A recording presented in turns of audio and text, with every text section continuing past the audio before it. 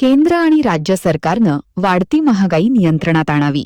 शेतकरी कामगार पक्षाचं जिल्हा प्रशासनाला निवेदन. जीवनावश्यक वस्तूंचे दर सर्वसामान्य जनतेच्या आवाक्याबाहेर गेले आहेत.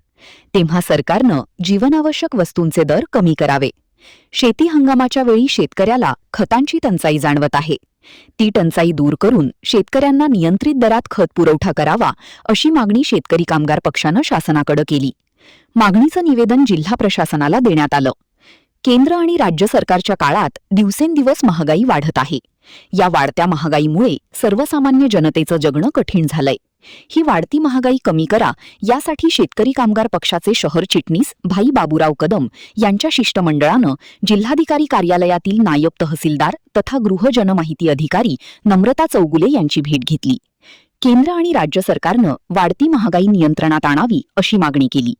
डिझेल, पेट्रोल, गॅस, तांदूळ, गहू, ज्वारी, कडधान्य, खाद्यतेल याचे दर नियंत्रित ठेवावे.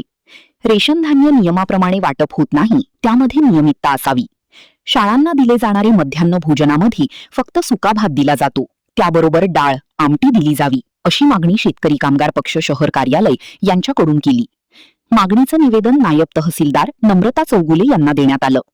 या मागणीची शासनाने दखल घ्यावी, अन्यथा आंदोलनाचा मार्ग स्वीकारावा लागेल, असा इशारा निवेदनातून दिला. या शिष्टमंडळात भाई बाबूराव कदम, गीता कदम, वैशाली सूर्यवंशी, प्रिया जाधव, शीतल पोहाळकर, दिलीप कुमार जाधव, संग्राम माने, प्रकाश शिंदे, रंगराव पाटील, मोहन पाटील, चंद्रकांत सूर्यवंशी, इक्बाल शेख, सुभाष मोहिते, आनंद पोहाळकर यांचा समावेश होता. महान कार्य न्यूजसाठी सुभाष गायकवाड, कोल्हापूर.